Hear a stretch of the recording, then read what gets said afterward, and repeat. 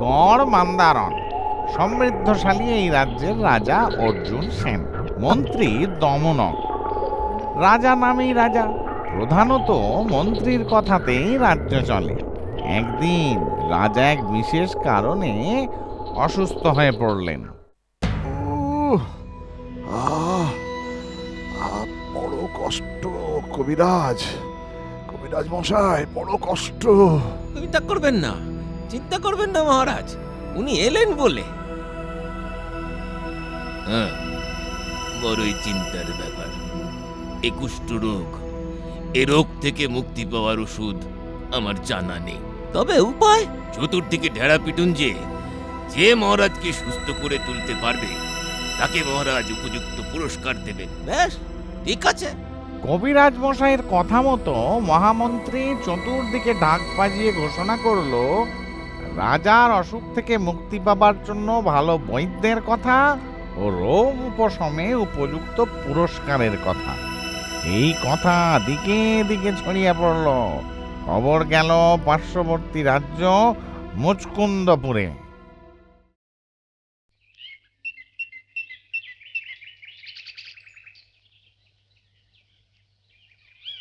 বৈদ্যরাজ, শুনেছেন? কি শুনবো ভাই? পার্শ্ববর্তী রাজ্যের রাজা অর্জুন সেন অসুস্থ। তাকে যে বৈদ্য সুস্থ করতে পারবে তাকে উপযুক্ত পারিশ্রমিক দেওয়া হবে। আপনি আর এখানে বসে খলনড়ি পিষবেন না, দয়া করে যান। দেখুন না মহারাজকে সুস্থ করতে পারেন কিনা। ঠিক আছে, তোমার যখন এতই তাড়া, তখন আমি যাব। কবে যাবেন? আগামীকাল প্রত্যুষে।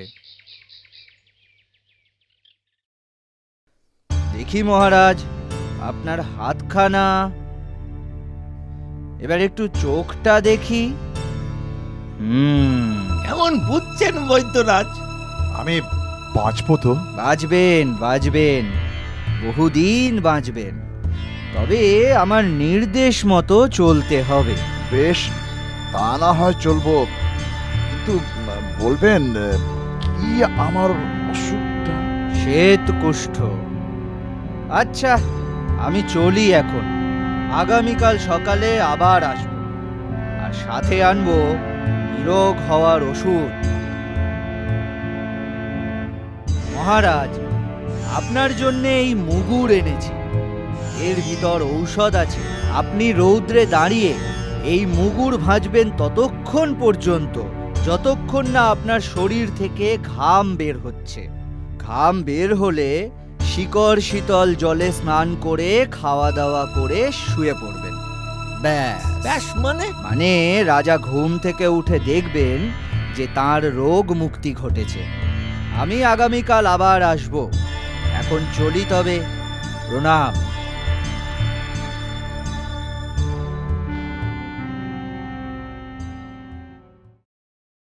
কি মহারাজ, আপনি এখন সুস্থ তো? সম্পূর্ণরূপে সুস্থ। এই নিন আপনার পুরস্কার, 2,000 স্বর্ণমুদ্রা। শুধু তাই নয়, আপনাকে আমি আমার বন্ধুরূপে স্বীকার করলাম। দেখতে দেখতে রাজার সাথে রাজবৈদ্যের সখ্যতা ক্রমে বাড়তেই থাকল। প্রমাদ গুনলেন মন্ত্রী। ভাবলেন হয়তো রাজ্য চালানোর ক্ষমতা তার হাত থেকে চলে যাবে বৈদ্যের হাতে। তাই তিনি বৈদ্যের বিরুদ্ধে রাজার কাছে নানা রকম কূটকথা বললেন। মহারাজ, বৈদ্যের সাথে আপনার অত মেলামেশা ভালো নয়। কেন? ভিন রাজ্যের বৈদ্য, কে বলতে পারে যে ওর কোনো অসৎ উদ্দেশ্য নেই? মানে ও হয়তো আপনার রাজ্য দখলেরও চেষ্টায় থাকতে পারে। না না, তা কি করে হয়? ও তো আমায় সুস্থ করে তুলেছে। হয়তো সে আপনি বাইরে থেকে সুস্থ হয়েছেন, ভিতরে হয়তো আপনি এখনো অসুস্থ। তবে উপায়? ওকে মৃত্যুদণ্ড দিন। বেশ, যা তোমার ইচ্ছে। বৈদ্যরাজ, তোমায় মৃত্যুদণ্ড দেওয়া হবে। কেন মহারাজ? কারণ আমি চিন্তা করে দেখলাম তুমি ভিনদেশী, অথচ আমার বন্ধু সেজে তুমি আমার রাজ্যের অনেক গোপন খবর জেনে গেছো, যা অত্যন্ত অনুচিত। তাই এই শাস্তি। জল্লাদ, একে বদ্ধভূমিতে নিয়ে যাও। তার আগে মহারাজ, আমার একটা শেষ ইচ্ছা আছে। বেশ, বলো কি তোমার শেষ ইচ্ছা? মহারাজ, জল্লাদ আমাকে নিয়ে চলে গেলে আপনি আমার গৃহে যাবেন। সেখানে একটা গ্রন্থ আছে। আপনি সেই গ্রন্থের 6 নম্বর পাতাটি উল্টাবেন। দেখবেন তাতে একটি সুন্দর গাথা রচনা করা আছে। বেশ, তাই হবে। চলো জল্লাদ।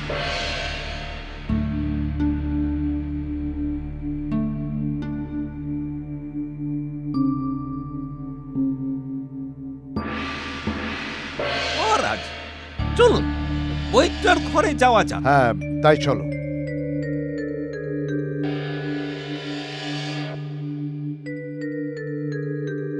মহারাজ, এই এই সেই হুম। গ্রন্থ। দেখি, পাতাগুলো বড় আটকে যাচ্ছে। এই তো সেই গাথা। বিশ্বাসঘাতকের শাস্তি, বিষ পানে মৃত্যু। এর মানে মৃত্যু। তার মানে এই পাতায় বিষ মেশানো ছিল। মহারাজ, মহারাজ, মহারাজ, রাজবৈদ্য! মহারাজ, চিকিৎসকের কর্তব্য জীবন দান, কিন্তু এক্ষেত্রে বৈদ্যরাজ রাজার জীবন হরণ করলেন। এটা কি ঠিক হলো মহারাজ? বেতাল, রাজা চিকিৎসককে নিজের বন্ধু বলে মেনে নিয়েছিলেন। বন্ধুর কর্তব্য বন্ধুর বিপদে নিজের জীবন দান। নৈতিকতার দিক থেকে রাজা তার নিজের কর্তব্য পালন করেনি, তুই বা তার কর্তব্য পালন করবে কেন? তাই এক্ষেত্রে বৈদ্য ঠিকই করেছিল। তাই শর্ত মতো আমি চললাম।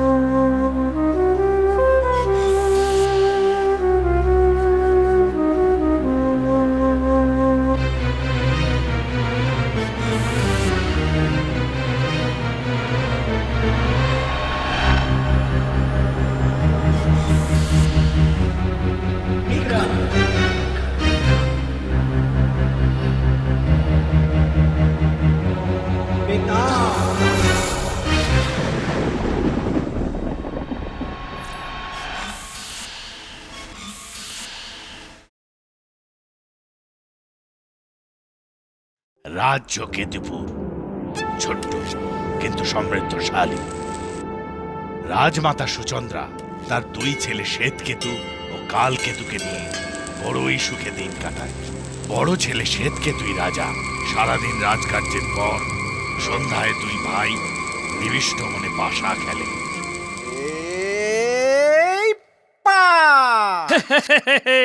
এবারও তুমি হারলে দাদা।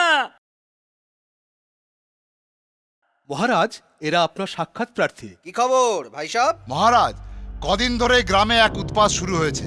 গরু, মোষ, ভেড়া, ছাগল সব হঠাৎ হঠাৎ অদৃশ্য হয়ে যাচ্ছে। জঙ্গল প্রান্তের গ্রাম, তাই ভয় হয় বাঘ ভাল্লুক না হোক চোর ডাকাতের কাজ হলেও হতে পারে। না না, ভয়ের কিছু নেই। আমি সৈন্য দিচ্ছি, ওরা জঙ্গল সীমানা পাহারা দেবে। সৈন্য পাঠাচ্ছ পাঠাও দাদা, আপত্তি নেই, কিন্তু সাথে আমিও যাব। একবার নিজের চোখে চারিদিকটা দেখে আসবো। বেশ, যা তোমার ইচ্ছা। কথা মতো পরদিন সকালে কালকেতু বেশ কিছু সৈন্য নিয়ে রওনা দিলেন। এদিকে জঙ্গলে দূর দূর রোজ রোজ পশু মাংস খেয়ে খেয়ে মুখে অরুচি ধরে গেছে। নর মাংস হলে বেশ ভালো হতো। আপনি বোকা, তা না হলে ইচ্ছে করলেই মানুষ খেতে পারেন। কি করে? শুনুন, কেতুপুরের ছোট রাজকুমার কালকেতু জঙ্গল পরিদর্শনে এসেছেন।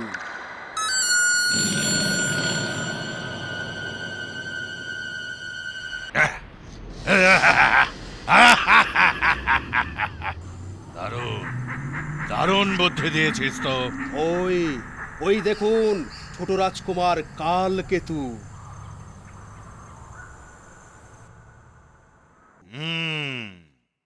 দাঁড়াও, দেখাচ্ছি মজা। জঙ্গল থেকে এক কান্নার আওয়াজ আসছে না? কোন স্ত্রী লোকের কান্না। তুমি এখানে দাঁড়াও, আমিও বরং এগিয়ে দেখি।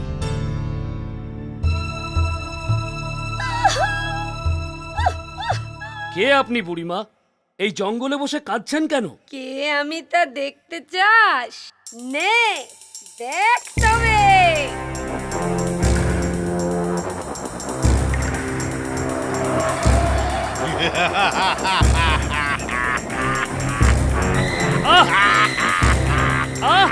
ছাড় ছাড় বলছি। ছাড়বো, হ্যাঁ ছাড়বো, তবে সেটা আমার মুখে।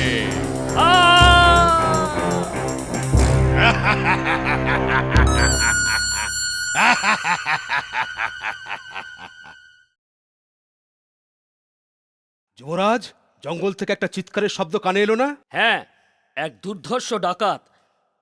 যুদ্ধে তাকে বধ করলাম, তারই অন্তিম শব্দ শুনছো। চলো এবার প্রাসাদে ফেরা যাক। সত্যি ভাই, আজ তোমার বীরত্বে আমার বুক গর্বে ভরে উঠছে। বলো তুমি কি চাও? আজ আমি আপনার সাথে পাশা খেলতে চাই। যদি আপনি হেরে যান তবে আমি এই রাজ্যের রাজা হব, আর আপনি এই রাজ্য ত্যাগ করে চলে যাবেন। বেশ, আমি রাজি। পাশা খেলতে বসলো শ্বেতকেতু, কিন্তু ভাই রূপী রাক্ষসের মায়াজালে পরাজিত হয়ে রাজ্য ত্যাগ করতে যাচ্ছে ঠিক সেই সময়। কালকেতু, তুমি যা করছো তা অত্যন্ত অন্যায়। ভুলে যেও না, আমি এখন রাজা, তাই মুখ সামলে কথা বলবে। না হলে না হলে কি করবে? কি করব? বেশ, দেখো তবে। প্রহরী, আদেশ মহারাজ। একে এই মুহূর্তে কারাগারে নিক্ষেপ করো। এনাকে কারাগারে? কি হলো, কথা কানে গেল না? না না না, যাচ্ছি মহারাজ, যাচ্ছি। আসুন রানীমা। কি হলো, তুমি এখনো দাঁড়িয়ে আছো? রাজ্য ত্যাগ করবে নাকি মৃত্যুদণ্ড দেব? না না ভাই, যাচ্ছি। রাজ্যচ্যুত শ্বেতকেতু সারাদিন এখানে ওখানে ঘুরে বেড়ান, আর রাত্রে কোন মন্দিরে থাকেন। এদিকে রাক্ষসের অত্যাচারে সারা দেশে ত্রাহি ত্রাহি রব উঠল। তার হাত থেকে মানুষ পশুপক্ষী কেউ বাঁচতে পারত না। এমনই একদিন ওম নমঃ শিবায়। মহারাজ শ্বেতকেতু, দেবাদিদেব, মহাদেব, প্রণাম। আজ তোমার প্রজারা এক রাক্ষসের অত্যাচারে অতিষ্ঠ। তুমি দেশে ফিরে যাও। তা কি করে সম্ভব? আমার রাজ্য তো আমার ভাইকে দান করে দিয়ে এসেছি। সে তোমার ভাই নয়, সেই রাক্ষস তোমার ভাইকে বধ করে তার রূপ ধরে আছে। এই নাও শুল, নিজ রাজ্যে ফিরে তাকে এই শুলের দ্বারা বধ করে পুনরায় সিংহাসনে বসে রাজ্য শাসন করো। যথা আজ্ঞা মহাদেব। তোমার সাহস তো মন্দ নাও, আমার থেকে সিংহাসন দাবি করো। সিংহাসন পাওয়ার আগে তুমি নরকে দর্শন পাবে।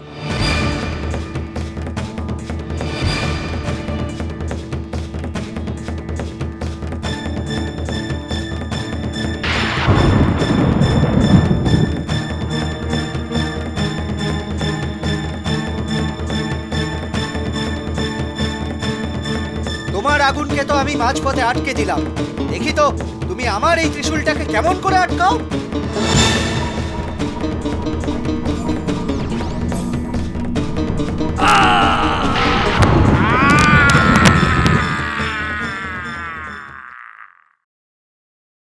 রাজন, শ্বেতকেতু তো রাক্ষসকে মেরে পুনরায় কেতুপুরের রাজা হলো। রাজমাতা সুচন্দ্রাও কারাগার থেকে মুক্তি পেল।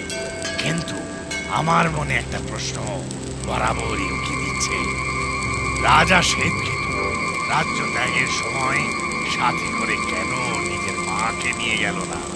কারণ রাজা শ্বেতকেতু নিজেরই থাকা খাওয়ার ব্যবস্থা নেই, সেখানে সাথে করে অপর কাউকে নেওয়া তো চরম মূর্খতার পরিচয় দেওয়া মাত্র।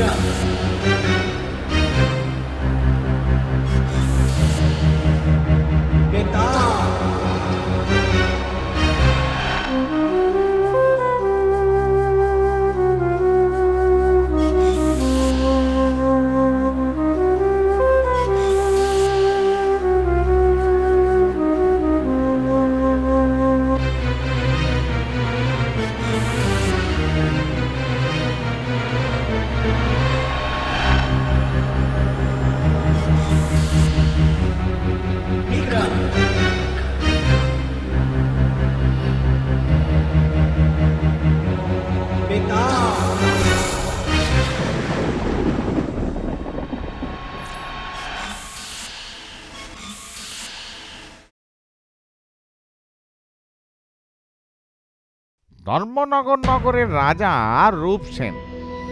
একদিন তার রাজসভায় আসে এক সৈনিক, অঙ্গে বর্ম, হাতে ঢাল তলোয়ার, বিরচিত চেহারা। প্রণাম মহারাজ। কে তুমি? কি চাই? আমি এক সৈনিক, চাকুরি চাই। বেশ, পাবে। বলো কত মাহিনা চাও? 1000 স্বর্ণ মুদ্রা প্রত্যহ। বড়ই বেশি মাহিনা চায়। ঠিক আছে, তবু দেখি না। বেশ, পাবে। সৈনিকের চাকরিতে বহাল হলো বীরবর, আর প্রত্যহ রাজার কোষাগার থেকে গুনে নেয় 1000 স্বর্ণমুদ্রা। তার মহিমায় ঈর্ষান্বিত হলো অনেক সভাসদ, এমনকি মহামন্ত্রী স্বয়ং। মহারাজ, আমাদের রাজ্যে অনেক যোগ্য বীর সৈনিক আছে, কিন্তু তুলনায় বীরবর সম্পূর্ণ নতুন, অথচ মাহিনা পায় সবচেয়ে বেশি। আপনি ওর যোগ্য বিচার করুন। কথাটা মন্দ বলেননি আপনি। ঠিক আছে, আজই রাত্রে ওকে আমি নগর রক্ষার কাজে পাঠাবো।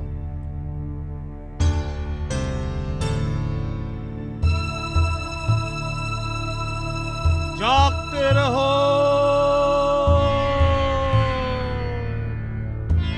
जागते रहो,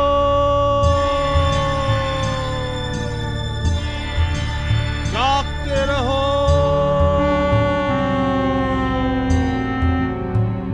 जागते रहो, जागते रहो। এবার রাজার নির্দেশে বীরবর পাহারা দিতে লাগলো রাজপ্রাসাদ।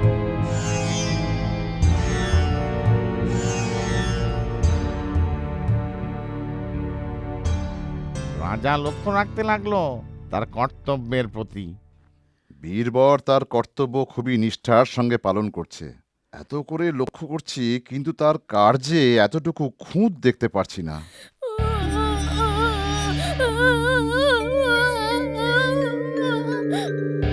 বীরবর, শোনো।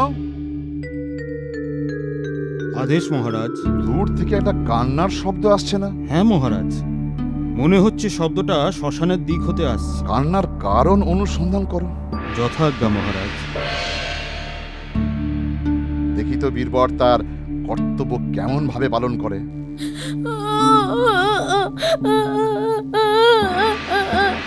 কে আপনি? আমি রাজলক্ষ্মী। আপনি কাঁদছেন কেন?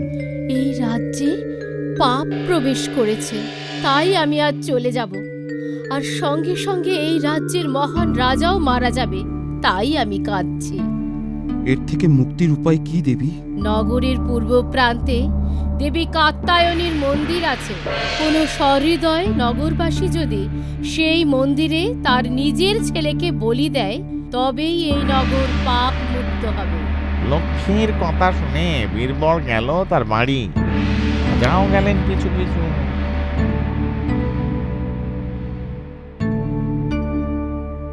আজ এক মহান কার্যে আমার ছেলেকে প্রয়োজন, তাই আমি একে নিয়ে চললাম। তুমি বাধা দিও না। বেশ, বাধা দেব না, নিয়ে যাও। বাবা ভাইকে নিয়ে কোথায় যাচ্ছে? চুপি চুপি দেখি তো। এ কি, স্বামী ছেলের পিছু পিছু মেয়ে কোথায় যাচ্ছে?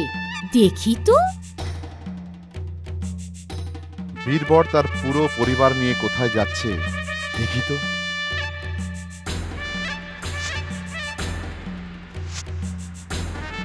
মা, তোমার চরণে ছেলেকে উৎসর্গ করছি। তুই রাজাকে বাঁচা মা। ভাইকে তুমি মেরে ফেললে বাবা।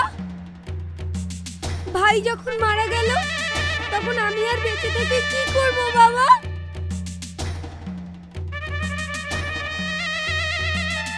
আমার ছেলে মেয়ে দুজনেই মারা গেল, আমি তবে বেঁচে থেকে কি করব? আমার পুরো পরিবার যখন ধ্বংস হয়ে গেল, তখন আমি বেঁচে থেকে কি করব?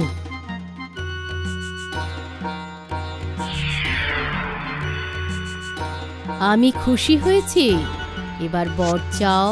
দেবী, তবে বীরবরকে সপরিবারে বাঁচিয়ে দিন। তথাস্তু।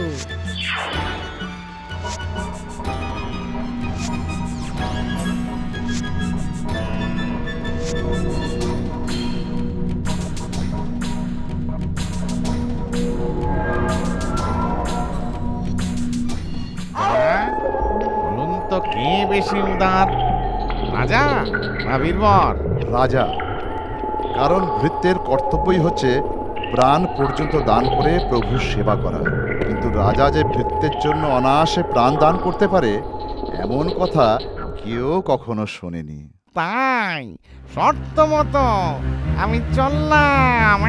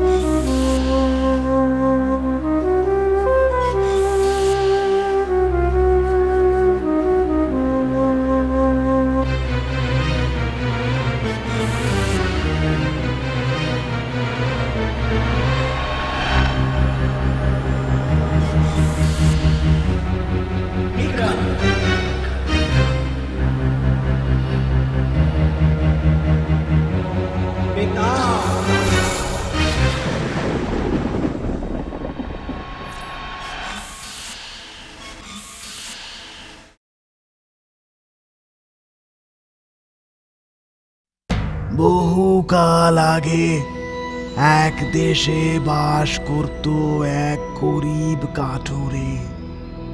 তার 3 ছেলে ছিল। বড় ছেলের নাম সুবিমল, মেজ ছেলে সুকমল ও ছোট ছেলে সুহৃদয়।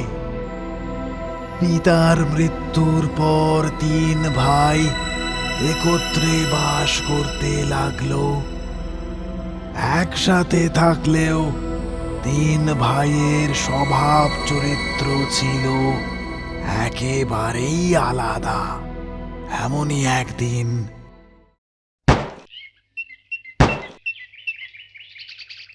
আরে কি যেন কাঁদছে না? ওই তো ওই দিক থেকে আসছে, দেখি তো একবার।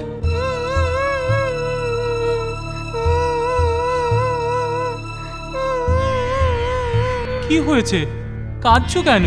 আমাকে এখান থেকে বের করে দাও, আমি এখানে আটকে গেছি। হ্যাঁ হ্যাঁ হ্যাঁ হ্যাঁ, এক্ষুনি দিচ্ছি। এই নাও। ধন্যবাদ বন্ধু, আজ তোমার জন্যই আমি প্রাণে বাঁচলাম। আমি তোমার কাছে চিরকৃতজ্ঞ। শোনো, আমি তোমায় 2টো জিনিস দিচ্ছি, এই নাও।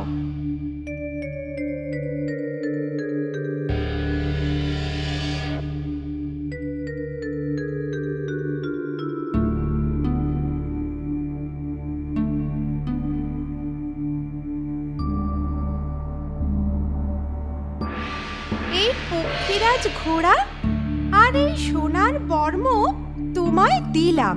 যখনই প্রয়োজন পড়বে এদের স্মরণ করো, এরা তোমায় সাহায্য করবে। এবার আমি তবে আসি বন্ধু। ঠিক আছে, এসো বন্ধু। না, আমিও বাড়ি ফিরি এবার।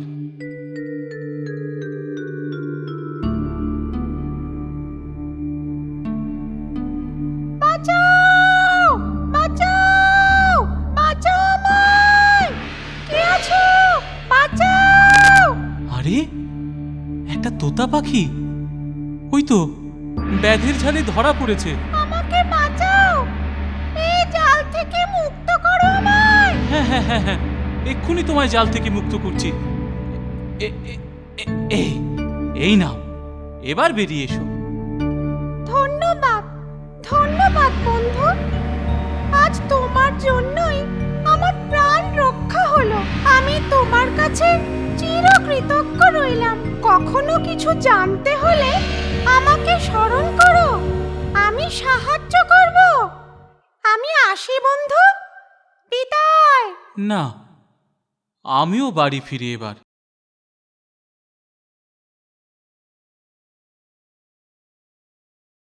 শোনো শোনো শোনো, মহারাজ ঘোষণা করেছেন তাঁর একমাত্র কন্যা রাজকুমারী সুলোচনার স্বয়ম্বর সভা আয়োজন করবেন। এই উপলক্ষে সকল প্রজাবৃন্দকে নিমন্ত্রণ জানানো হচ্ছে।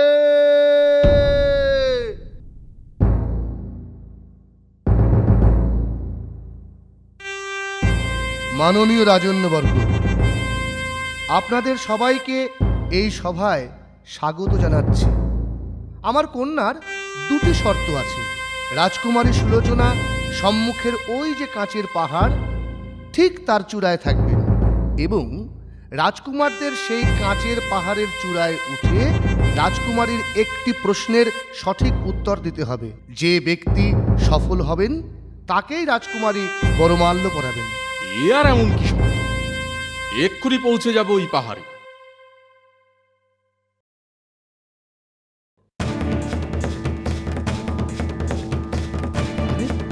আরে আরে আরে আরে দেখ দেখ, রাজকুমার উল্টে পড়লো। মুখের দল সামান্য একটা পাহাড়ে উঠতে পারে না, আমি এক ছুটে পৌঁছে যাব সেখানে। সরে যাও, সরে যাও, রাজকুমার ছুটে আসছে। ওরে বাবা, ওরে বাবা রে, গেলাম গেলাম।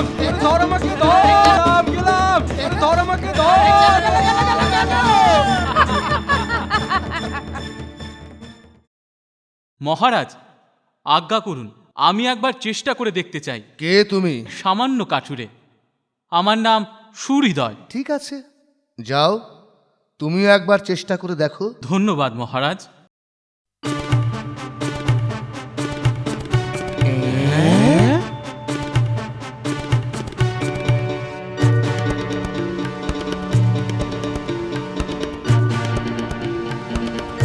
আশ্চর্য, যা এত বীর রাজকুমারদের পক্ষে সম্ভব হলো না, তা ওই সামান্য কাঠুরে করে ফেলল। আচ্ছা সুহৃদয়, এবার তুমি আমার একটি প্রশ্নের উত্তর দাও। প্রশ্নটা হলো, এমন একটি বীজের নাম বলো যার থেকে সমস্ত উদ্ভিদের জন্ম হয়। এত কঠিন প্রশ্ন! আমি একটা সামান্য কাঠুরে, আমার পক্ষে কি সম্ভব এ প্রশ্নের উত্তর দেওয়া? এখন যদি ওই তোতা পাখি আমায় কোনো সাহায্য করতে পারত।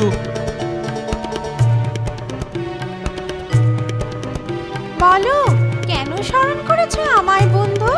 রাজকুমারী বড়ই কঠিন প্রশ্ন করেছেন বন্ধু। তা প্রশ্নটা কি বন্ধু? এমন একটি বীজের নাম বলতে হবে যার থেকে সমস্ত উদ্ভিদের জন্ম হয়।